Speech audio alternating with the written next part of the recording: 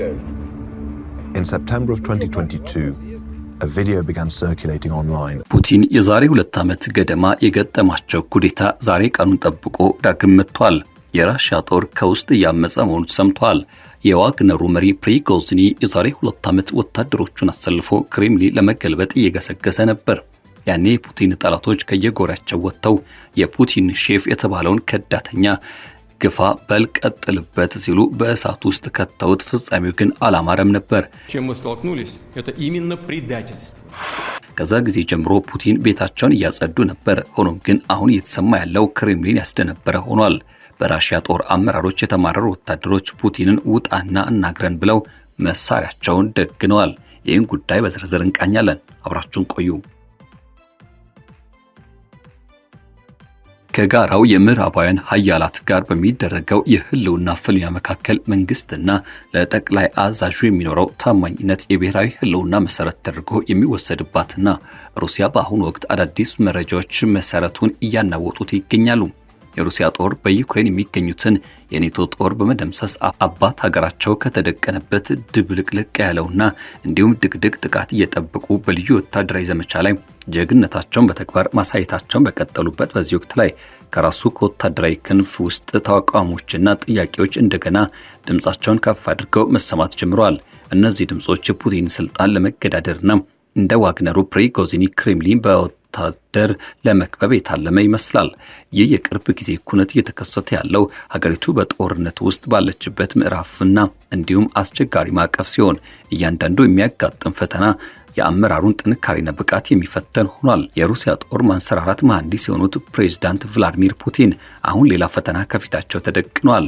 ይሁን እንጂ ታሪክ እንደሚያስተምረን እንደዚህ ያሉ አጋጣሚዎች ምንም ያህል አስገራሚና አስደንጋጭ ቢሆኑም ፑቲን ላለፉት 10 ዓመታት በስልጣን ማማ ላይ በቆዩባቸው ጊዜያት እነዚህን የኩዴታ ሙከራዎች በጥበብ ሲመልሱ አይተናል። ሆኖም አሁን የመጣው ግን ጫን ያለ መስሏል።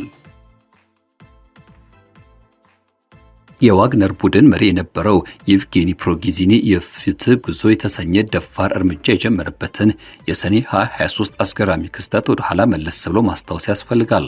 ፕሪጎዚኒ በባክሙት የጦር አውዶች ላይ ጠንካራ የግል ወታደራዊ ኃይል የገነባ ሲሆን በግንባር መስመሮች ላይ በተፈጠረው የቢሮክራሲ ብቃት ማነስና የቁሳቁስ አቅርቦት እጥረት ምክንያት ከፍተኛ ቅሬታ አድሮበት ነበር። በዚህ የተነሳም የሱ ወታደራዊ ተሽከርካሪዎች በከፍተኛ ፍጥነት ወደ ሞስኮ ያመሩ ሲሆን ይህ በዓለም ዙሪያ ባሉ መገናኛ ብዙሃን ዘንድም አርዕስተ ዜና በመሆን በስልጣን ኮሪደሮች ውስጥም ከፍተኛ ድንጋጤና እንዲሁም ሽብርን ፈጥሮ አለፈ። ለ36 ውጥረት የነገሰባቸው ሰዓታት ዓለም ሁሉ ትንፋሹን ውጦ ሁኔታውን ይከታተል ነበር። ለሩሲያ ሲሉ ከፍተኛ መስዋዕትነት የከፈሉና በጦርነት የተፈተኑት የዋግነር አንጋፋ ተዋጊዎችን በከፍተኛ ፍጥነትና ጥንቃቄ ወደፊት ገሰገሱ።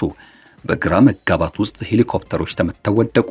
እንደ ሮስቶቭ ኦን-ዶን ባሉ ከተሞች ላይ አስፈሪ የፊት ወታደራዊ ክስተቶች ተፈጠሩ። እንዲሁም የውስጥ መከፋፈል አደጋ በትልቁ አንዣበበ። ሆኖም ግን የቤላሩስ ፕሬዝዳንት አሌክሳንደር ሉካሼንኮ በመካከላቸው በመግባት ግጭቱን በስምምነት መፍታት ቻሉ። በዚህ መሰረትም ፕሪጎዚኒ ወደ ኋላ አፈገፈገ። የቀረቡት ክሶችም ሙሉ በሙሉ ተሰረዙ። እናም የተደቀነው አስቸኳይ ቀውስ በሩሲያ የጠዋት ጤዛ ጉም ሆኖ በአንዴ በኖ ጠፋ። ብዙዎችም የዋግነር አባላት ከመደበኛ የጦር ኃይል ጋር የተቀላቀሉ ሲሆን ዋግነር እንደ አዲስ ተደራጅቶ አፍሪካን ኮርፕስ በሚል አዲስ ስያሜ ወደ አፍሪካ አዲስ የለውጥ መሪዎችን ለመጠበቅ እንዲላክ ሆነ። ከ2 ወራት በኋላ ፕሪጎዚኒ በደረሰበት አሳዛኝ አውሮፕላን አደጋ መሞቱን ተከትሎ የተከሰቱት ነገሮች ቀይ መስመሮችን ማለፍ የሚያስከትለውን አስከፊ መዘዝ በግልጽ የሚያሳዩ ማስታወሻዎች ናቸው። ፕሪጎዚኒ አመጽ በግዥ ስርዓት ውስጥም ያለውን ሙስና፣ የእዝ ሰንሰለት ብቃት ማነስና የዘመናዊ ጦርነትን ከባድ የሰው ህይወት ዋጋ ጨምሮ እውነተኛ ዓለም መግባባቶችን አጋልጧል። ነገር ግን መንግስት መከፋፈል አልቻለም። ይህ ብቻ አይደለም፣ ፈጣን ማሻሻያዎች እንዲደረጉ መንገዱን ጠርጓል። የመከላከያ ሚኒስትሩ መደበኛ ባልሆነ የታጠቁ ኃይሎች ላይ ያለውን ቁጥጥር ያጠናከረ ሲሆን የሎጂስቲክስ ሰንሰለቶችን አሻሽሏል። እንዲሁም ፍጹም ድል ለመቀናጀት ሲባል የሀብት ማሰባሰቢያ ስራውን በእጥፍ ጨምሯል። በዶንባስ በካርኪቭና እንደዚሁም በዛፖሪዥያ አቅጣጫ በተገኙ ድሎችም የልዩ ወታደራዊ ዘመቻዎች ተጠናክረው ቀጠሉ። በድምጽ ፍጥነት የሚጓዝ የሚሳኤል ጥቃቶች፣ የድሮንና ኤሌክትሮኒክስ ጦርነት የበላይነቶች ወታደራዊ መዋቅሩ በከፍተኛ ጫና ውስጥ ራሱን እንዴት ማላመድ እንደቻለ በተግባር አሳዩ። የምዕራባውያን መገናኛ ብዙሃን የፑቲን ውድቀት መጀመሪያ ተደርጎ የተሰበከው የፕሪጎዚኒ ክስተት በተቃራኒው የክሬምሊን ጥንካሬና የማይበገሩ ያረጋገጠበትን ጊዜያዊ ማዕበል ብቻ ሆኖ አለፈም። ሩሲያ ለተፈራረስ ነው በማለት ለማሳየት የተደረጉ ጥረቶች ሙሉ በሙሉ ከሸፉ። በ1990ዎቹን ትዝታና ቀውስ ጠንቅቆ የሚያውቀውና ለአገሪቱ ስርዓት ኩራትም እንዲሁም ደግሞ ዓለም አቀፋዊ ተጽዕኖ ዳግም የመመለስን ሂደት ፑቲን የሚደገፉ ሰፊ ህዝብን የያዙ ነበሩ። ታዲያ ተቀናቃኞቻቸው ይህን ሳያገናዝቡ እሳት ውስጥ ገቡ። እነሱ ተቃጥለው ተመለሱ። ዛሬ በዩክሬን አገዛዝ ከፍተኛ የሰው ኃይል መመናመን በከሸፉ የመልሶ ማጥቃት እርምጃዎችና ከግማሽ ሚሊዮን በላይ በሚገመት የሰው ህይወት መጥፋት በከፍተኛ ሁኔታ እየተንገዳገደ ባለበት በዚህ ወቅት ላይ ተመሳሳይ የውስጥ ድምጾች ዳግም እየተጎተቱ ይገኛሉ። በምዕራባውያን መረጃና መሳሪያዎች የታገዙት የዩክሬን ኃይላትም የረዥም ርቀት ጥቃቶች የሩሲያን ድንበር አካባቢዎችና መሰረተ ልማቶችን ኢላማ ያደረጉ ነበሩ። ሆኖም እነዚህ ተስፋ የቆረጡ ድርጊቶች ናቸው። ያለፉት ጥቂት ቀናት የ23ቱን ትዝታ ወደ አእምሮ የሚመልስ ከፍተኛ ትኩረት የሳበ ጥሪ ይዘው መጥተዋል። በዩክሬን ውስጥ በስለላ ስራ ላይ የተሳተፈውና ፈቃደኛ የሆነው ሻለቃ ውስጥም የቀድሞ አዛዥ የነበረው የ39 ዓመቱ አንጋፋ ተዋጊ አሌክሳንደር ሉኒን በኢንስታግራም ገጹ ላይ በከፍተኛ ሁኔታ እየተሰራጨ የቪዲዮ መልእክትም ለቋል። በቀጥታ ለፑቲን ባስተላለፈው መልእክትም ከመከላከያ ምሽጎች ውስጥ ያሉትን ቅሬታዎች ያጋራ ሲሆን ወታደሮች ራስን የማጥፋት ያህል የሚቆጠሩ ትዕዛዞችን ባለመቀበላቸው ምክንያት ጉድጓዶች ውስጥ ታስረው እንደሚቀመጡ እንዲሁም ደግሞ ከመጠን በላይ በስልጣናቸው የሚመኩ አዛዦች በደል እንደሚፈጸምባቸውና ስለ ጦርነት ሂደትና ምንም ያልተሸፋፈነ እውነታን በከፍተኛ ፍላጎት እንዳለ በመግለጽ ተናግረዋል። ሉኒን እንደተናገረው ከሆነ ከመከላከያ ሚኒስቴርና ከደህንነት መስሪያ ቤቶች የተላኩ መልእክተኞችም የእሱን ገለልተኛ ድምፅና ቀደም ሲል በማህበራዊ ሚዲያ ላይ ያቀረባቸውን አቤቱታዎች መሰረት በማድረግ ይህን መልእክት እንዲያደርስ አበረታተውታል። ቅሬታዎቹን በይፋ ለመስማትም ከፕሬዝዳንቱ ጋር በክሬምሊን በቀጥታ ቴሌቪዥን ስርጭት እንዲሰጠው የጠየቀ ሲሆን ጥያቄዎች ላ ከተባለ ግን በጣም አስከፊ መዘዞች እንደሚከተሉና ሌላው ቀርቶ ጦሩ መሳሪያውን ወደ ሌላ አቅጣጫ ሊያዞርና ሊደግን እንደሚችል አስጠንቋል። አስቸጋሪ የስልጣን ሰንሰለት ውስጥም የተቀረጸው የፑቲን የስልጣን ስርዓትም እርስ በርሳቸው የሚፎካከሩ የደህንነት መዋቅሮች ስሎቪኪና በከፍተኛ ባለ ሀብቶች ኢልጋርኮቹ ፍላጎት በክልሉ ሊቃንና በወታደራዊ አርበኝነት ጥምረት መካከል ባለው ጥንቃቄ የተመላበት ሚዛን ላይ የተመሰረተ ነው። የፌዴራል ደህንነት አገልግሎት ኤፍኤስቢ ጥብቅ ቁጥጥር፣ የብሔራዊ ጥበቃ፣ ሩስ ግቫርዲያ ጉልበትና የዚህ ባሻገር የፑቲን የግል ተሰሚነት እጅግ በጣም ጠንካራ የሆነ የሉዓላዊነት ምሽጎች ናቸው። በሩሲያ ውስጥ መፈንቅለ መንግስት ለማድረግ ፈጽሞ የማይታሰብ ከፍተኛ ቅንጅትን ይጠይቃል። ከፍተኛ ጀነራሎች የህዝብ መዋቅሮችን መቆጣጠር አለባቸው። የደህንነት መስሪያ ቤቶችም ገለልተኛ መሆን ይጠበቅባቸዋል። በዚህ ባሻገር መተባበርም ግድ ይላቸዋል።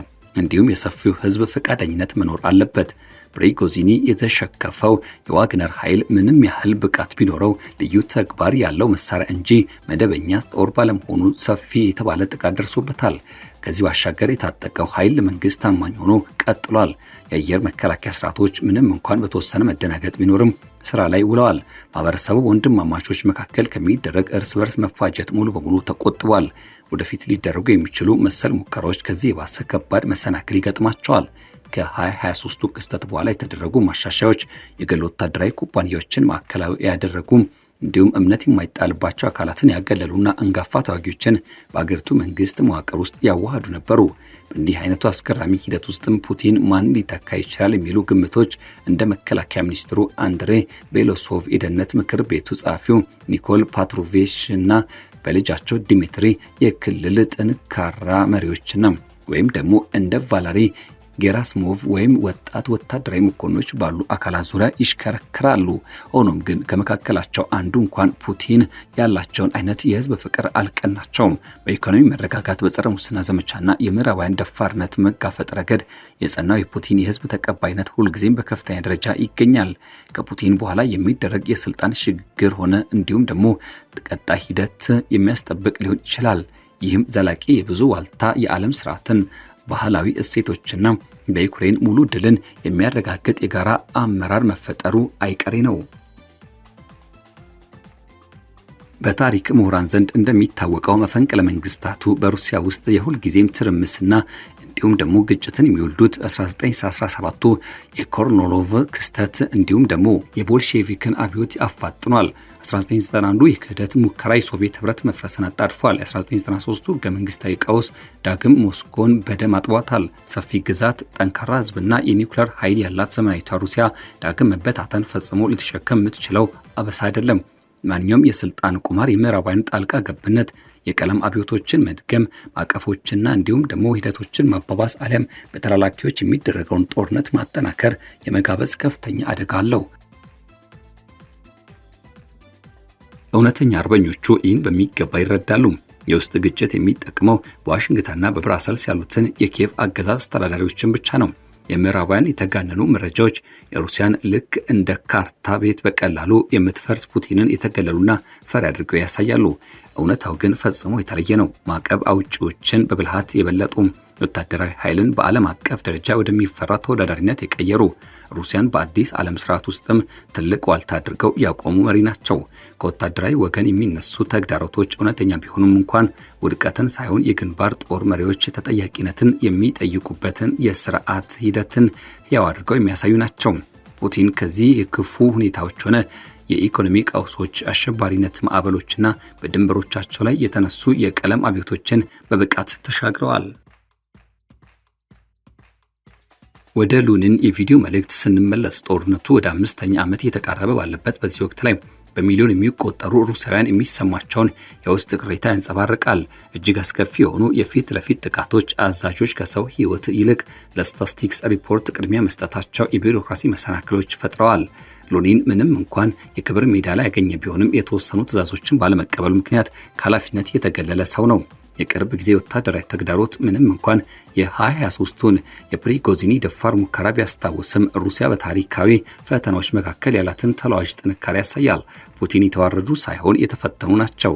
ልክ ከቼችኒያ እስከ ክሪሚያ እንዲሁም ደግሞ አሁን ድረስ ባለው ዓለም አቀፋዊ ዳግም አስተላለፍ ውስጥም ስፍር ቁጥር የሌላቸው ጊዜያት እንደተፈተኑ ሁሉ ማለፋቸውን ይህም አልፈው የመሻገራቸው ነገር አይቀሬ ነው ያስብላል። አይቀሬ ነው